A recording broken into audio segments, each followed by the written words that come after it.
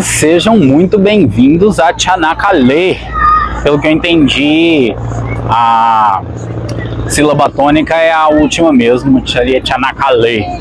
Mas estamos aqui, ó, à beira do Estreito de Dardanelos. A gente tem um pouquinho da cidade ali atrás. Um pedacinho bonitinho, o único pedaço turístico. Çanakkale definitivamente não é um destino turístico de primeira ordem. Eu tô aqui de passagem, para quem vem de Istambul para o Mar Egeu vai acabar passando por aqui. Mas o Estreito de Dardanelos tem uma importância histórica. Eu mostrei para vocês a ponte cruzando aí, né, para a gente chegar do lado de cá. Mas do lado de lá a gente tem a Península de Galípoli. Aliás, logo aqui de frente a gente tem a parte mais estreita do Estreito de Dardanelos, que sempre foi um lugar de disputa muito grande. A importância histórica que ele tem em diversas épocas sempre é a disputa pelo controle desse canal, que é a única conexão que a gente tem do Mar Negro com o oceano de maneira geral, né? O oceano aberto, podemos dizer assim. Você vai ter ali o Mar Negro, atravessa o canal de Bósforo, você tem o Mar de Marmará, e aí o Estreito de Dardanelos dá aqui no Mar Egeu e a comunicação com o mar em geral. Por isso esse lugar sempre foi um espaço constante de disputa, de guerra, né? Alexandre o Grande já tentou controlar aqui como forma de controlar a região. Foi ao dominar o Estreito de Dardanelos que o Xerxes, que é o inimigo dos espartanos em 300, né, foi interpretado pelo Rodrigo Santoro. Quando ele domina o Estreito de Dardanelos, ele consegue a travessia para a Grécia e vai tentar dominar as cidades-estado gregas. Mas o episódio mais marcante, recente, que a gente tem aqui, diz respeito à Primeira Guerra Mundial. E uma das suas batalhas, um dos seus episódios mais sangrentos, que aconteceu ali do outro lado, na Península de Galípoli. Porque aí a gente já está falando um pouquinho sobre a possibilidade que a gente tinha do Império Russo se comunicar com o mar a partir do Mar Negro. E os aliados queriam tomar esse estreito como forma de interromper as comunicações do Império Russo e do Império Otomano, que tomava conta da região aqui desde e tinham conquistado Constantinopla. A gente falou sobre isso lá em Istambul. Aqui a gente tem um pequeno memorial da Primeira Guerra Mundial que conta um pouco dessa história, né? Porque o Império Otomano vai se unir à Alemanha contra os aliados e vai tentar usar a sua força militar para avançar por novos territórios para dentro da Europa, o que vai deixar Inglaterra e França e outros países aliados extremamente receosos. Em algum momento a Inglaterra vai tentar atacar aqui o Estreito de Dardanelos, aqui na cidade de Çanakkale, na Península de Galípoli. E em 1915 a gente tem, entre abril e maio, é exatamente essa história que eles estão contando aqui, dia a dia, alguns dos episódios mais sangrentos da Segunda Guerra Mundial, com baixas significativas tanto para o exército inglês, tanto para o exército francês, quanto para o próprio exército otomano na ocasião. Otomanos à parte, aliados à parte, Çanakkale é um lugar legal. Ali, ó, aqui, exatamente aqui, ó, nessa plaquinha vermelha, vocês não conseguem enxergar daí, tá escrito 18 de março de 1915. Eu imagino que março seja maio, porque bate com as datas dessa batalha sangrenta que aconteceu aqui, onde os otomanos inclusive expulsam na ocasião o exército inglês. Vai ser só no final da Primeira Guerra Mundial que começa a abertura do Império Otomano e a formação do Estado Turco, que se confirma em 1923, como eu já tinha dito em outro vídeo. Aqui perto de Çanakkale a gente tem uma outra história também muito mais antiga do que a Primeira Guerra Mundial e que passa por esse cavalo de madeira que a gente está vendo aqui. E eu vou contar um pouquinho dessa história para vocês também.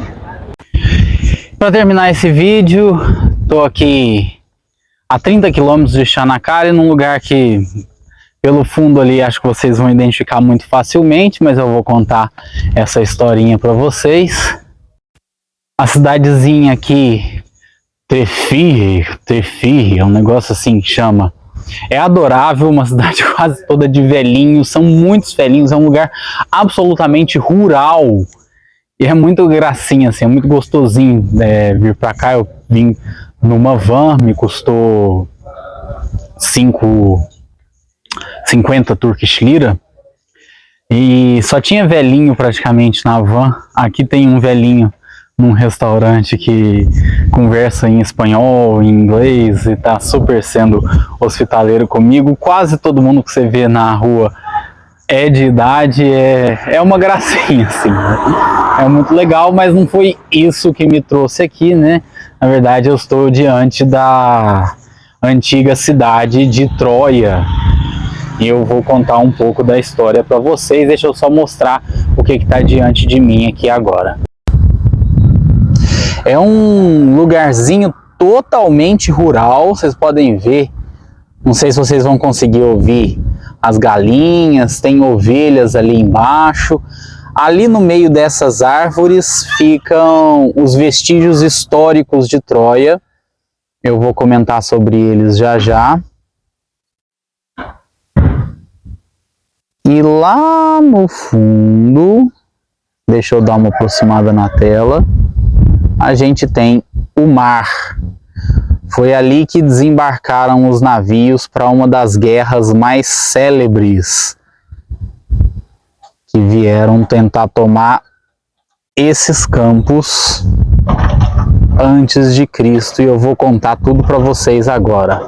Mas voltando a Homero, a gente tem na Ilíada a história de dois reinos, Ítaca do lado grego do Mar Egeu e Troia aqui do lado turco do Mar Egeu, nesses campos que vocês estão vendo aí atrás.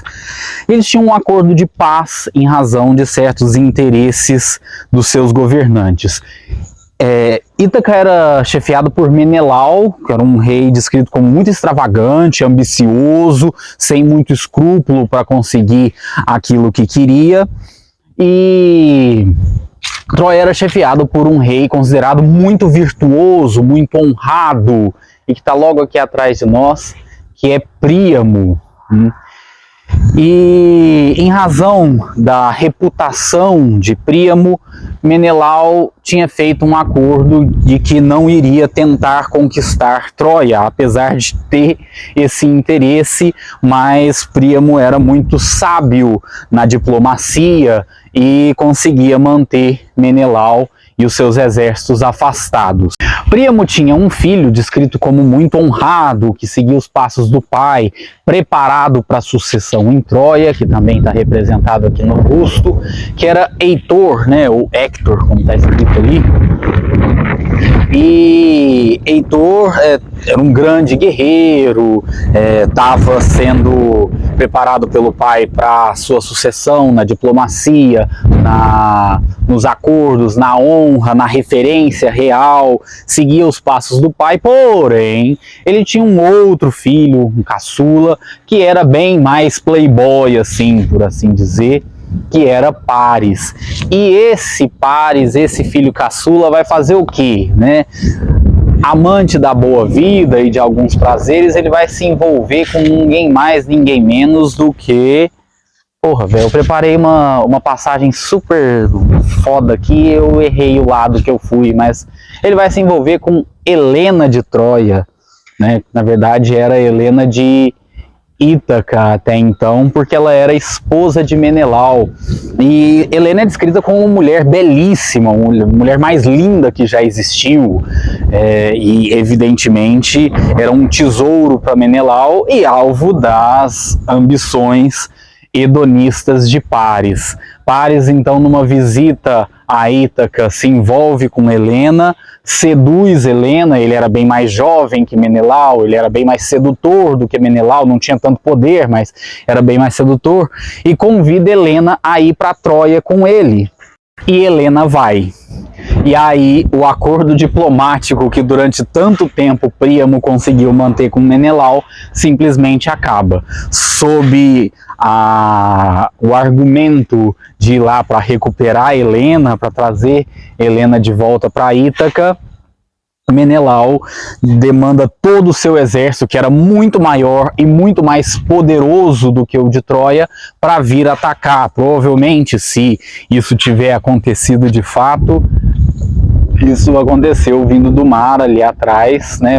Pela câmera vocês vão ter dificuldade em ver, eu teria que aproximar por zoom, e eles devem ter avançado por esses campos nessa tentativa de guerra. Evidentemente, a Helena se tornou um bode expiatório para os interesses de Menelau de conquistar a Troia. Finalmente ele tinha uma desculpa, finalmente ele tinha um argumento para atacar, porque o laço de honra que o Príamo tinha mantido nos acordos com ele tinha sido rompido por Paris.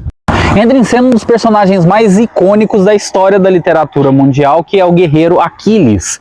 É o guerreiro mais poderoso da história do mundo, etc. Inclusive ele tinha linhagem divina, e a mãe dele, quando ele era criança, colocava ele no fogo como forma de tornar o corpo dele uma armadura. Então ele não podia ser destruído por absolutamente nada. Porém, ela segurava o neném para mergulhar ele no fogo pelos calcanhares, que era a única parte sensível do corpo dele. Daí vem a expressão, inclusive, calcanhar de Aquiles. Mas Aquiles foi um guerreiro que fez toda a diferença aí na batalha, e aí muita coisa acontece. Eu estou contando mais a história dos personagens humanos, mas os deuses interagem com esses personagens o tempo inteiro. Existe uma batalha épica entre Aquiles e Heitor, né, o melhor guerreiro de Ítaca contra o melhor guerreiro de Troia, e Aquiles acaba matando Heitor. Isso gera uma comoção muito grande, porque era uma figura realmente muito honrada, muito respeitada, e o Príamo vai até Aquiles e pede de volta o corpo dele para poder velar, e o Aquiles concorda. Tem um acordo de alguns dias de paz entre isso, e parece que a guerra não ia realmente chegar a lugar nenhum, até que Aquiles é morto, né? Ele é atingido no seu calcanhar e morre em meio a essa guerra, que é quando parece que, opa, né, Ítaca finalmente foi golpeada. E, na verdade, existe uma descrição de passagem até de anos nisso. A guerra leva 10 anos, mas, independente da passagem do tempo, a morte de Aquiles leva Ítaca a fazer um acordo de paz. E eles propõem presentear Troia com um cavalo de madeira, que seria o símbolo da paz entre os dois, da vitória de Troia, de que Ítaca desistia da invasão. Só que esse cavalo de madeira era oco, né? E vários dos guerreiros de Ítaca foram colocados ali dentro desse cavalo, que entra para dentro dos portões de Troia, e aí eles atacam e conquistam a vitória. Ítaca acaba vencendo essa guerra, Príamo é morto, se não me engano o Paris escapa, né? Aliás, é curioso, né, com o personagem supostamente menos honrado aí da turma quem consegue escapar, mas no final das contas o objetivo de Menelau de conquistar Troia acaba sendo cumprido. E essa história tem uma segunda parte, onde o protagonista é esse aqui, Odisseu. Odisseu foi um dos guerreiros de Ítaca, foi companheiro de Aquiles durante muito tempo, era um bom guerreiro, não à altura de Aquiles, mas um bom guerreiro. E ele é o guerreiro que lidera o cavalo de madeira e a invasão a Troia e a conquista definitiva. E aí tem um outro livro, que é a Odisseia, em que, quando ele conquista a vitória, ele vai até o mar e grita para os deuses que ele não precisava dos deuses, que ele, pela sua ideia, pela sua astúcia, tinha construído o cavalo de madeira e tinha conseguido conquistar Troia. E Poseidon, os deuses do mares, fica Poseidon com ele e decide que vai puni-lo e castigá-lo a todo custo. E assim ele começa a sua jornada de volta para o mar, mas o oceano está contra ele, ele passa pelas maiores desventuras, e a Odisseia vai descrever nessas desventuras. Ele leva mais 20 anos, se não me engano, para chegar até Ítaca e rever a sua amada, ou seja, ele, no final das contas ele passou 30 anos aí fora de casa e ele só queria rever lá a sua família, etc. E aí a Odisseia descreve as aventuras dele voltando. Ele passa por sereias, por monstros de 3 cabeças, por uma série de aventuras aí que Poseidon acaba delegando a ele por punição pelo seu comportamento, pela sua fala insolente. Não tinha nenhum busto de Aquiles ali, mas tem um desenho dele na parede dessa casa aqui. O guerreiro imortal que morreu. Tem um time no Brasil que lembra um pouco essa história, não tem? E Homero descreve, né, quando Aquiles é golpeado no seu calcanhar, é atingido no calcanhar. A primeira coisa que ele pensou foi: eu podia ter dado um like no vídeo do Lucas. Eu assisti o vídeo, assisti o conteúdo do Mochilhão, não dei o like, aí o YouTube não entende como conteúdo relevante, não começa a mandar para outras pessoas e o canal dele não cresce. Ele ficou super arrependido por isso, mas você não foi atingido no calcanhar. Se no máximo bateu o dedinho no sofá hoje, você ainda tem a chance de clicar no joinha aí e mandar um like pro YouTube, não tem? E a gente tem aqui, inclusive, a cidadezinha. Vou mostrar para vocês. Tem uma mesquita aqui, inclusive, é óbvio, né? Hoje não tem nada a ver com Troia, com greco-romano, continua sendo uma cidade turca, islâmica. É uma gracinha, assim, é excessivamente rural estar aqui. É muito pequeno, assim, é minúsculo, né? Dessas cidades de 3, 4 ruas, mas acho que vale uma passadinha, mesmo que você não vá entrar no sítio. Lembra que o sítio é caríssimo, era R$600 para entrar ali onde tem as ruininhas, né? Essas ruínas vêm sendo perseguidas há muito tempo, vêm sendo saqueadas, etc. Muita gente vem pegando coisas que provariam que a história é ou não é real. Ninguém sabe se essa história é real de fato. Quem disser agora nós temos a prova definitiva está mentindo. Inclusive nos livros é descrito muita participação dos deuses junto, né? O pessoal dialoga com os deuses, igual o Odisseu com Poseidon. Os deuses ajudam às vezes, Aquiles, às vezes Héctor. Então tem uma participação narrativa muito lírica ali também. Se houve uma guerra de Troia, se existiu um Aquiles, evidentemente ele não era imortal e indestrutível, né? Pode ser que por coincidência ele tenha sido morto com um golpe no calcanhar, né? Se existiu uma Helena de Troia, que era uma mulher belíssima. Tudo isso são ainda suposições. Olha, tem uma reconstrução histórica aqui, ainda não tinha visto, vou mostrar para vocês daqui a pouco, mas no restante são suposições. Beleza, vamos fechar esse vídeo aqui. Eu vou só passar a câmera para vocês darem uma olhada nessa reconstituição cronológica ali de Troia, e a gente se vê na continuação da nossa viagem pelo litoral do Mar Egeu aqui na Turquia. Beijo, até o próximo vídeo.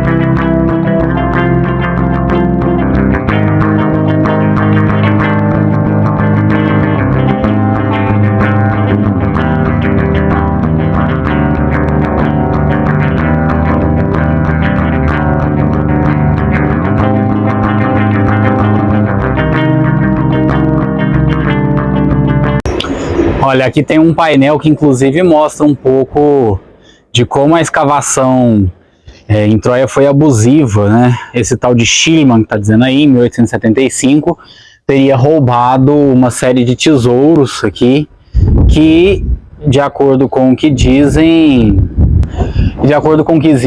poderia ser as joias do rei Príamo. Então, ele foi um dos grandes personagens dessa escavação ostensiva, mas muito, né, se escavou, se tentou encontrar a respeito da comprovação ou não da história de Homero, que ainda permanece um grande mistério, né?